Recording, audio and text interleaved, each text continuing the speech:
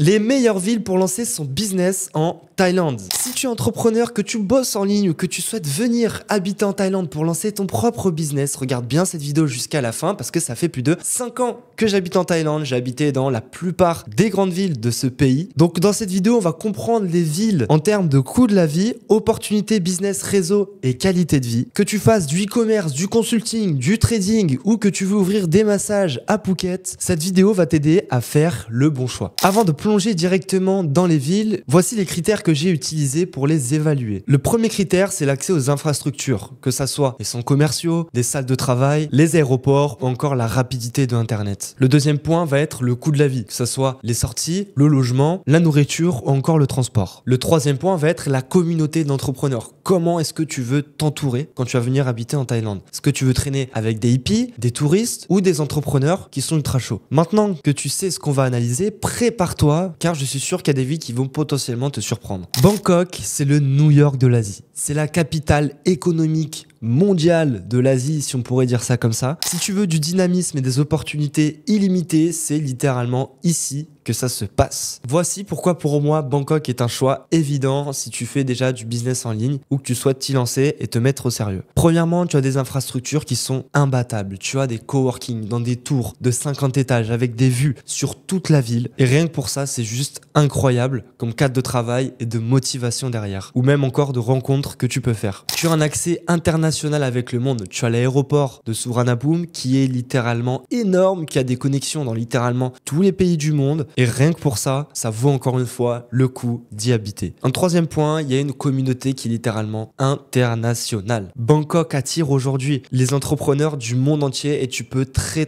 facilement élargir ton réseau. C'est simple, il suffit juste d'aller dans des endroits qui coûtent cher, que ce soit des restaurants qui coûtent cher, des boîtes entre guillemets qui coûtent cher et tu pourras rencontrer des personnes qui sont friquées, si on pourrait appeler ça comme ça, ou des gens qui ont des profils qui sont plus intéressants. Bien sûr, tu as des communautés aussi d'entrepreneurs, que ça soit dans le business, dans la crypto-monnaie, dans le e-commerce, dans le OnlyFans ou dans plein d'autres types et sphères où tu peux rejoindre si tu veux ces groupes de personnes-là pour échanger. Et encore une fois, ça se sépare en pays. Tu as les Français, tu as les Américains, tu as les Néerlandais, tu as les Allemands. Et tous ces types de personnes-là, au final, viennent habiter à Bangkok, se retrouvent entre eux, font des business meet-up entre eux et c'est un très bon point pour élargir ton réseau. Au niveau des points faibles de Bangkok, ce que je verrais en première chose, ça serait le trafic et la pollution. En deuxième chose, ça serait le coût de la vie qui est plus élevé que dans d'autres villes de Thaïlande, mais encore une fois, on paye pour avoir quelque chose en retour. Je suis prêt à payer plus cher pour habiter dans une ville qui va me motiver beaucoup plus, où il y aura beaucoup plus d'opportunités et que ce soit en termes de restaurants, de cafés ou de rencontres, cela va être infini. Donc je pense que ça vaut son prix, mais il faut quand même compter entre 2005 à 4000 € par mois pour bien vivre à Bangkok. Au niveau des logements, vous pouvez trouver des logements allant de 300 à plusieurs milliers d'euros par mois. Ça va vraiment dépendre de votre goût. Est-ce que vous l'habitez dans une tour au dernier étage ou habiter dans un petit building de 10 étages un petit peu excentré? Est-ce que vous souhaitez habiter dans le centre de Bangkok à côté d'une station de BTS ou vous souhaitez habiter excentré? Encore une fois, ça va être votre propre choix, mais sachez que les options ici sont illimitées. Chiang Mai, c'est le paradis des digital nomades. Chiang Mai, c'est la deuxième plus grosse ville de Thaïlande et elle est connue comme capitale pour les digital nomades. Et pourquoi? Tout simplement parce que c'est une ville qui est étudiante. Il y a énormément d'étudiants, il y a une université qui est énorme, ce qui fait qu'ils ont créé, si vous voulez, je veux pas dire de bêtises, mais plus de 500 cafés rien que dans cette ville. Et en fait, vous pouvez prendre votre scooter, vous balader et aller boire des cafés, vous poser avec votre ordinateur, bosser un petit peu, faire un petit tour de scooter, aller dans un autre café. Et ça aussi, encore une fois, c'est illimité. Chiang Mai, c'est l'une des villes les moins chères de Thaïlande où tu peux te loger pour moins de 300 € par mois et manger des repas qui vont te coûter 2 €. L'internet est super rapide et ça, encore une fois, c'est parfait pour les freelancers, les développeurs ou les e-commerçants grâce à son réseau de cafés qui est réparti dans toute la ville. Chiang Mai, c'est une ville qui est calme, où il y a peu de stress, la qualité de vie est agréable et les paysages sont juste magnifiques. Vous n'avez pas l'impression d'être enfermé dans une ville, vous pouvez littéralement prendre votre scooter, rouler une dizaine de kilomètres et vous êtes déjà dans des rizières ou en haut de montagne avec une vue sur toute la ville. Donc encore une fois, je recommande si vous souhaitez aller habiter, pas avoir énormément de distractions. Mais attention, ce n'est pas la ville idéale si tu cherches à te développer et avoir un grand réseau professionnel. Généralement à Bangkok, on dit que les personnes qui sont parties faire carrière à Chiang Mai ont échoué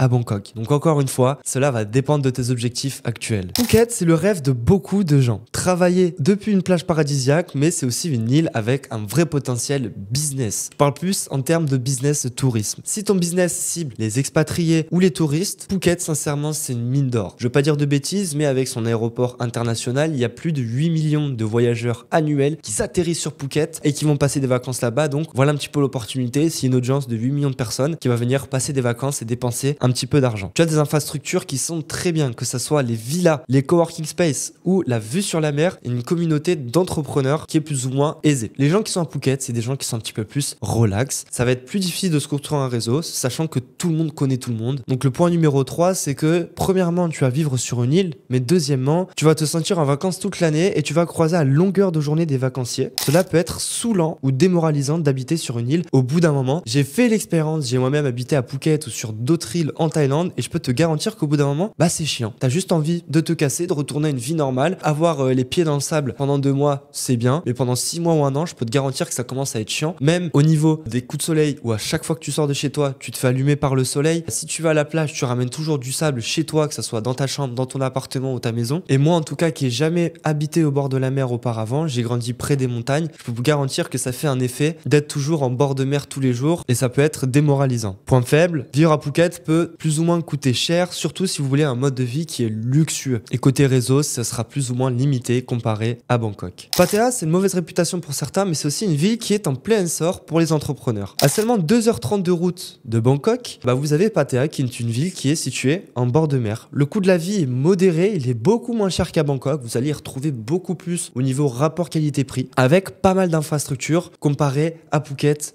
ou Chiang Mai. Si vous travaillez dans l'immobilier ou encore l'événementiel, Pattaya peut être une mine d'or. On le surnomme surtout le Miami de Thaïlande. C'est une ville sincèrement à considérer si tu veux profiter d'un environnement dynamique sans les inconvénients de Bangkok. Voici une comparaison rapide pour t'aider à choisir. Bangkok, ça va être tout ce qui va être le dynamisme, les opportunités globales. Habiter dans une ville qui s'arrête jamais de tourner 24 heures sur 24, où ça va te coûter certes un petit peu d'argent, mais tu vas vraiment pouvoir élargir ton réseau et rencontrer des personnes qui vont être incroyables. Chiang Mai, ça va être plus calme, plus économique, parfait pour les gens qui sont en freelance, qui souhaitent se lancer, qui n'ont pas énormément d'argent. Sache que tu peux vivre très convenablement avec 1 000 € par mois à Chiang Mai. Donc si tu te lances, que t'as pas trop de cash, et que t'en as déjà marre de la France ou que tu souhaites juste partir et voir quelque chose de nouveau, je te recommande d'aller à Chiang Mai. T'en auras pour ton argent et tu vas littéralement kiffer la vie là-bas. Phuket, luxe, plage, opportunités touristiques, ça peut être pas mal si tu souhaites te lancer dans le tourisme. Habiter encore une fois à Phuket, personnellement, c'est pas quelque chose qui me correspondrait. C'est vraiment habiter avec des touristes, les voir assez régulièrement et moi j'en ai eu ma claque. Et par rapport à Pattaya,